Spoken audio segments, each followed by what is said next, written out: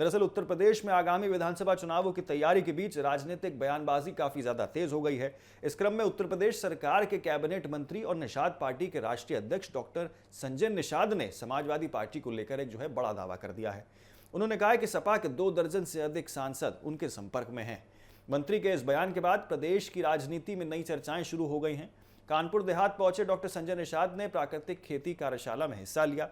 कार्यक्रम के बाद मीडिया से बातचीत की और बातचीत करते हुए उन्होंने दावा किया है कि समाजवादी पार्टी के कई सांसद वो वर्तमान राजनीतिक परिस्थितियों से असहज महसूस कर रहे हैं और वो लगातार उनके संपर्क में बने हुए हैं। उन्होंने कहा है कि ये सांसद हिंदुत्व और राष्ट्रवाद की विचारधारा में विश्वास रखते हैं और तुष्टीकरण की राजनीति से दूरी बनाना चाहते हैं। कैबिनेट मंत्री ने आरोप लगाया कि समाजवादी पार्टी तुष्टीकरण की राजनीति कर रही है। उनका कहना था कि पार्टी के भीतर ऐसे जनप्रतिनिधियों की संख्या बढ़ रही है जो इस नीति से सहमत नहीं हैं। उन्होंने कहा है कि राष्ट्रहित और हिंदुत्व की विचारधारा को मानने वाली कई नैतिक या यूं कहें कि कई सारे वैचारिक बदलाव की ओर वो बढ़ रहे हैं। हालांकि डॉक्टर संजय निषाद ने अपने दावे के समर्थन में किसी सांसद का नाम सार्वजनिक रूप से नहीं लिया है। उन्होंने ये भी स्पष्ट नहीं किया है कि ये सांसद किस स्तर पर बातचीत कर रहे हैं या भविष्य में कोई राजनीतिक फैसला लेने वाले हैं या फिर नहीं। बावजूद इसके उनके बयान ने प्रदेश की राजनीतिक हलचल वो बढ़ा दी है। गौरतलब है कि इससे पहले उत्तर प्रदेश सरकार में मंत्री ओपी राजभर ने भी ऐसे दावे कर चुके हैं।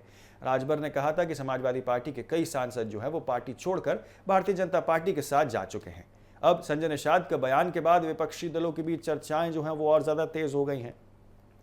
राजनीतिक जानकारों का मानना है कि विधानसभा चुनाव से पहले इस तरह के दावे राजनीतिक रणनीति का हिस्सा भी हो सकते हैं। हालांकि जब तक किसी सांसद या नेता की ओर से आधिकारिक प्रतिक्रिया नहीं आती है तब तक इन दावों की पुष्टि नहीं की जा सकती है। वहीं दूसरी ओर आपको बता दें, कानपुर देहात और फर्रुखाबाद में प्राकृतिक खेती को बढ़ावा देने के लिए आयोजित कार्यक्रम में भी सरकार ने किसानों को जागरूक करने पर विशेष जोर दिया है। फर्रुखाबाद में आयोजित जनपद स्तरीय खरीफ उत्पादक गोष्ठी और प्रतिकोष्ठी खेती कार्यशाला में आपको बता दें, मेले में पर्यटन और इसी के साथ सांस्कृतिक मंत्री जयवीर सिंह ने हिस्सा लिया था। जयवीर सिंह ने कहा था कि हरित क्रांति ने देश को वो खाद्यान्न उत्पादन में आत्मनिर्भर बनाने में बहुत ही महत्वपूर्ण भूमिका वो अपनी निभाई है। लेकिन रासायनिक उर्वरकों की बात की जाए तो उसमें अत्यधिक उपयोग से भूमि की उर्वरक शक्ति और मानव संस्था है उस पर प्रतिकूल प्रभाव वो पड़ता है। उन्होंने किसानों से प्राकृतिक खेती अपनाने की अपील की है और कहा है कि गोबर, गौमूत्र, हरी खाद और इसी के साथ अन्य प्राकृतिक संसाधनों का उपयोग कृषि के लिए वो लाभकारी साबित हो सकता है। कार्यक्रम में मौजूद जिलाधिकारी डॉक्टर अंकुश लठार ने भी किसानों को प्राकृतिक और जैविक खेती के लाभ के बारे में बताया है। उन्होंने कहा है कि ऐसी खेती से भूमि की उर्वरकता वो बढ़ती है और पर्यावरण संरक्षण को वो बढ़ावा मिलता है और किसानों को बेहतर बाजार उपलब्ध हो सकते हैं। उन्होंने किसानों से भविष्य की पीढ़ियों के हित में प्राकृतिक खेती अपनाने का आह्वान किया है। फिलहाल राजनीतिक गलियारों में संजय निषाद के बयान की सबसे ज्यादा चर्चा हो रही है। सपा के 2 दर्जन से अधिक सांसदों के संपर्क में होने के उनके दावे ने आगामी चुनाव में प्रदेश की सियासत को गरमा दिया है।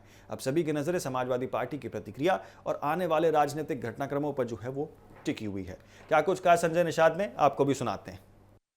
नहीं, कोई भी राजनीतिक व्यक्ति होगा, चाहे विधायक हो, चाहे सांसद हो, चाहे नहीं बना है, उसका एक ही काम है, हमें संवैधानिक अधिकार दिलाना।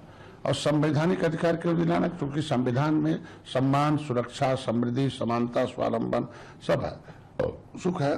तो ये सारी चीजें तभी संभव जब हम सरकार के संविधान कौन लागू कराएगा? सरकार। और सरकार के साथ रहेंगे तभी हो पाएगा। अब सरकार आए थे सरकार बनाने, लोग सरकार बन नहीं पाई, तो अब बाहर रहेंगे तो जनता उनसे कहती ना कि साहब कोई हमें आपने वादा किया था।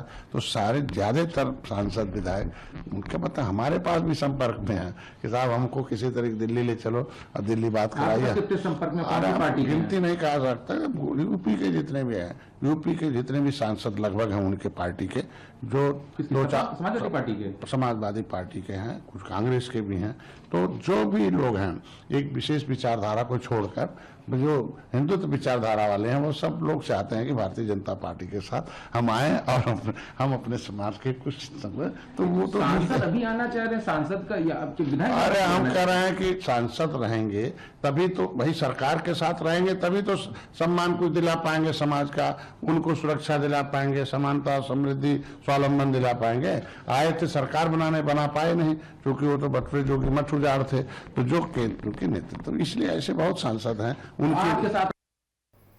तो आपने सुना संजय निषाद के बयान के बाद राजनीतिक प्रतिक्रियाएं तेज हो गई हैं। समाजवादी पार्टी आखिरकार किस तरीके से पलटवार करती है और उसका असर आखिरकार प्रदेश की राजनीति और आगामी विधानसभा चुनावों पर किस तरीके से पड़ता है, इस पर खैर नजर सबकी बनी रहेगी।